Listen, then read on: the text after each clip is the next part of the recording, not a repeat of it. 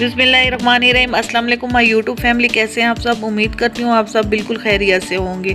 आज बनाने जा रहे हैं बहुत ही मज़ेदार, सुपर नरम और इजी कलेजी की रेसिपी, जो कि खाने में बहुत ज़्यादा टेस्टी है और बहुत ही ज़्यादा नरम है। तो आइए ये रेसिपी शुरू करते हैं।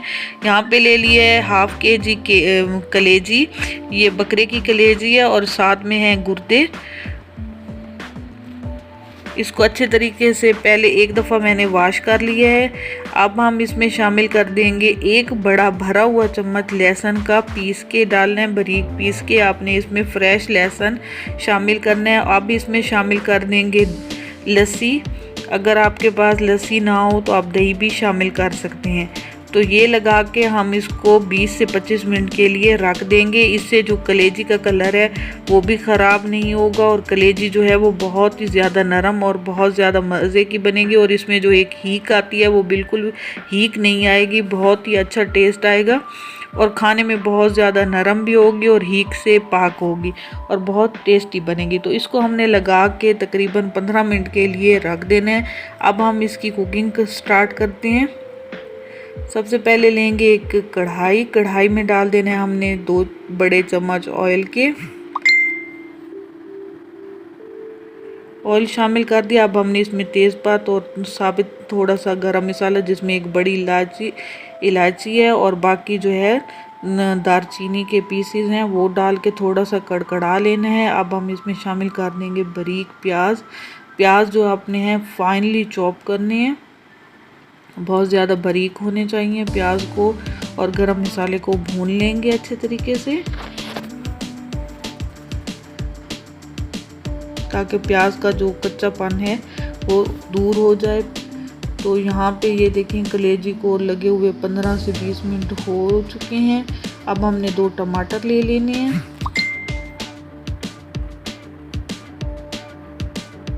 प्याज जैसे ही ब्राउन होंगे हल्के से तो हमने इसमें लहसुन और अदरक का पेस्ट डाल देना, उसमें पानी शामिल करके। उससे प्याज जो है वो सॉफ्ट पानी से हो जाएंगे और अच्छे तरीके से बन जाएंगे। तो यहाँ पे जो कलेजी है उसको हमने बहुत अच्छे तरीके से वॉश कर देना है। इसके ऊपर जो हमने लस्सी लगाई थी और लहसुन, उसको अच्छे तरीके से हमने वॉश कर देना है। यहाँ पे हमारे प्याज़ों की अच्छी तरीके से भुनाई हो रही है। अब हम इसमें शामिल कर देंगे अच्छे तरीके से धुली हुई कलेजी। बस ये तरीका आपने करना है, आपकी कलेजी में से बिल्कुल भी हीक बू नहीं आएगी, वो बहुत ही ज़्यादा सुपर सॉफ्ट और अच्छी बनेगी। अब हमने इसमें कलेजी को भी साथ भून लेना है अच्छे तरीके से।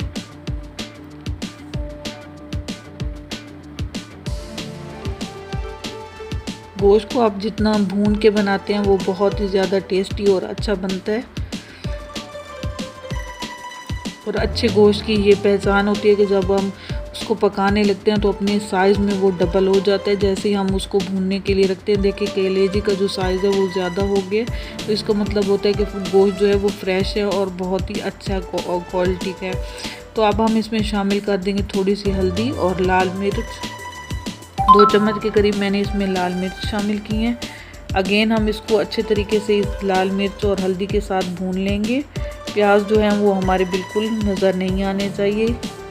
अब 2 टमाटर जो हमने कट करके रखे थे वो हम इसमें शामिल कर देंगे। टमाटरों को डालने के बाद हमने थोड़ा सा पानी डाल देना है ताकि टमाटर जो हैं वो सॉफ्ट हो जाए और प्याज भी ना जले और अच्छी तरीके से जो है वो हमारा मसाला रेडी हो। इसको अच्छे तरीके से टमाटरों को भी बाद में हमने भूनना है ताकि टमाटर जो हैं वो बिल्कुल मेल्ट हो जाएं और गल जाएं। अब मैं इसमें शामिल कर दूंगी थोड़ी सी कुटी हुई लाल मिर्च। इससे जो कलेजी का फ्लेवर है बहुत ज़बरदस्त आएगा। थोड़ा सा हम शामिल कर देंगे हाफ टी स्पून के करीब ज़ीरा जो मैंने शामिल किया है वो थोड़ा सा मैंने भून के शामिल किया है, उससे जो फ्लेवर है वो बहुत ज़्यादा अच्छा आता है। साथ साथ हम थोड़ा थोड़ा पानी भी डालते रहेंगे ताकि जो कलेजी है और प्याज वगैरह वो अच्छी तरीके से हमारे भुन जाएं।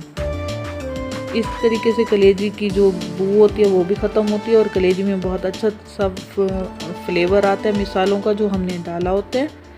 तो अच्छी तरीके से इसकी हमने भुनाई कर लेनी है। ये देखें प्याज बिल्कुल मेल्ट हो चुके हैं यहाँ पर।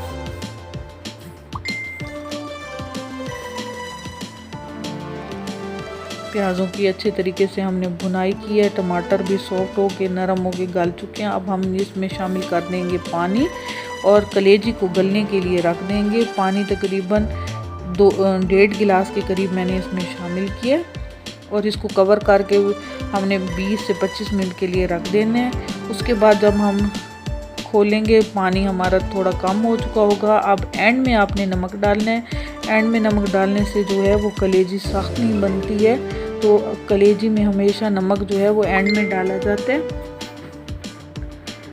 तो इसलिए हमने भी पहले नमक इसमें ऐड नहीं किया, बाद में ऐड किया। ये जो कलेजी है वो बकरा ईद पे आप लाजमी ट्राई कीजिएगा, बहुत ही ज़्यादा ज़बरदस्त बनती है, बहुत ही अच्छी बनती है। तो अभी हम इसको मज़ीद पका लेंगे। जितना अच्छे तरीके से हम इसको भूनेंगे और पकाएंगे ये उतनी ही अच्छी बनेगी। अब हमने आधा कप जो है वो दही का लिया, उसको जो है वो हमने शामिल कर दिया कलेजी में और इसको भी अच्छे तरीके से हमने भून लेना है। अब इसमें शामिल कर दूंगी हाफ लेमन। अगर छोटा लेमन हो तो एक यूज़ कर लें, अगर बड़ा हो तो हाफ। थोड़ी सी हम इसमें शामिल कर देंगे हरी मिर्च, अदरक। इससे जो है वो बहुत ही ज़बरदस्त फ्लेवर और खुशबू आएगी और आपका किचन जो है वो महकने लग जाएगा। मज़ेदार किस्म की जो कलेजी है वो देखें तैयार हो चुकी है, कितनी ज़्यादा नरम सॉफ्ट इसकी बोटियाँ हैं और बहुत ही अच्छी ये बनी है।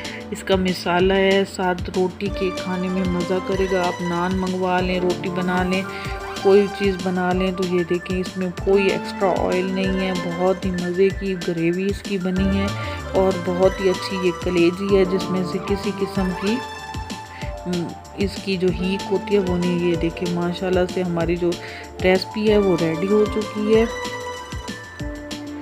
बहुत ही ज़्यादा यूनिक और बहुत ही ज़्यादा अच्छे तरीके की ये ग्रेवी बनी है। आप लाजमी ये रेसिपी ट्राई कीजिएगा एक बार। तो आपने भी लस्सी या दूध लगा देना है पहले कलेजी पे, तो वो बहुत ही ज़्यादा अच्छी बनेगी। उम्मीद करती हूँ आपको ये मेरी आज की रेसिपी बहुत पसंद आई होगी। इसी के साथ मुझे इजाज़त दीजिए। दुआओं में याद रखिए। अगर आपने मेरे चैनल को अभी तक लाइक नहीं किया, शेयर नहीं किया, सब्सक्राइब नहीं किया तो अभी कर दीजिए। इसी के साथ इजाज़त दीजिए। अल्लाह हाफिज़।